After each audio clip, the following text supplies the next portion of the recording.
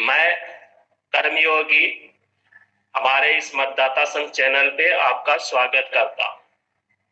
आइए मित्रों, कुछ हम ऐसे विषयों पे भी तथ्यों के साथ में हम जानकारियां हम आप सभी के सामने हम साझा करेंगे। और हमारा चैनल का मुख्य उद्देश्य भी है कि समाज में तथ्यों के आधार पे समाज में जागरूकता फैलाना और उस सत्यता के साथ में बात करना, ना कि किसी मन घड़ंत के आधार पे। तो मित्रों, हम एक विषय लेके आए हैं और वो विषय से संबंधित है।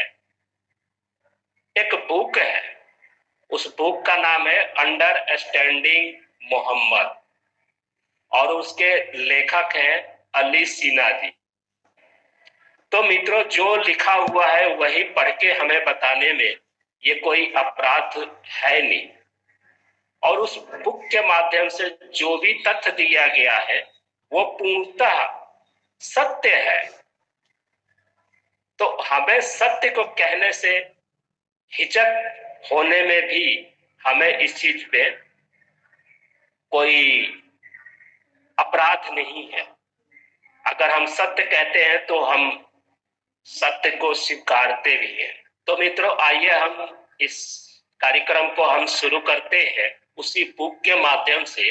रसमयी अनुभव, यह अनुभव यह है कि मित्रों 40 साल की आयु में एक दिन मोहम्मद को खोह में कई दिन बिताने के बाद अजीब एहसास हुआ।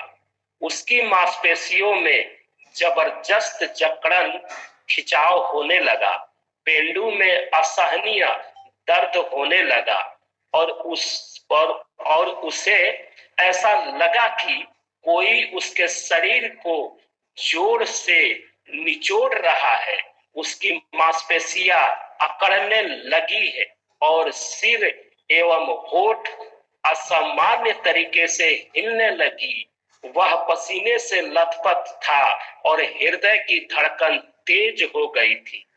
इस अवस्था में उसने अदृश्य आवाजें सुनी और भूत जैसी आकृति देखी। डर के से कांपते हुए और पसीने से लथपथ वह घर की ओर भागा और बीबी खदीजा के सामने गिड़गिड़ाने लगा, मुझे छिपाओ, मुझे छिपाओ, मुझे छिपाओ। अरे वो खदीजा, देखो मुझे क्या हो रहा है। मोहम्मद ने खदीजा को बताया कि उसके साथ क्या हुआ और बोला, मुझे डर लग रहा है, मुझे कुछ हो गया है, मुझे कुछ हो जाएगा। उसे लगा कि उसे फिर से शैतान ने जकड़ लिया है। खदीजा ने मोहम्मद को हिम्मत दी, डरो मत, कुछ नहीं हो। पास फरिश्ता आया था और उसे पैगंबर बनाने के लिए चुना गया है। मित्रों, यहाँ पे स्पष्ट तौर से समझ में आ रहा है कि जो लक्षण थे, ये लक्षण एक रोग है और ये एक दौरे की शिकायत है और ये दौरे पड़ने वाला लक्षण होता है। इसके आगे मित्रों, उस आकृति के समान सामना होने के बाद जिसे खदीजा ने जिब्राइल कहा था, मोहम्मद यकीन करने लगा कि उसका दर्जा अब पैगंबर हो गया है। यह काल्पनिक संसार मोहम्मद को उपयुक्त भी लगा, क्योंकि आडंबर पूर्ण एवं भाव जीवन जीने की उसकी इच्छा इसके माध्यम से पूरी हो सकती थी। मोहम्मद ने अल्लाह के पैगाम पर उपदेश देना शुरू किया, पर उसका पैगाम क्या था?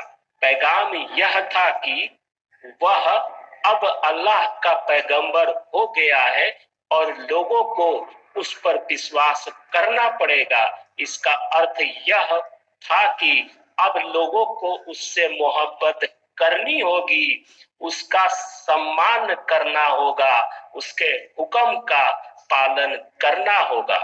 उसके बताए मार्ग पर चलना होगा और उससे डरना भी होगा। इसके बाद 23 साल तक वह लगभग यही पैगाम लोगों को सुनाता रहा। इस्लाम का मुख्य पैगाम यही है कि मोहम्मद पैगंबर है और सबको उनकी आज्ञा का पालन करना होगा। इसके अलावा इस्लाम में कोई नहीं है।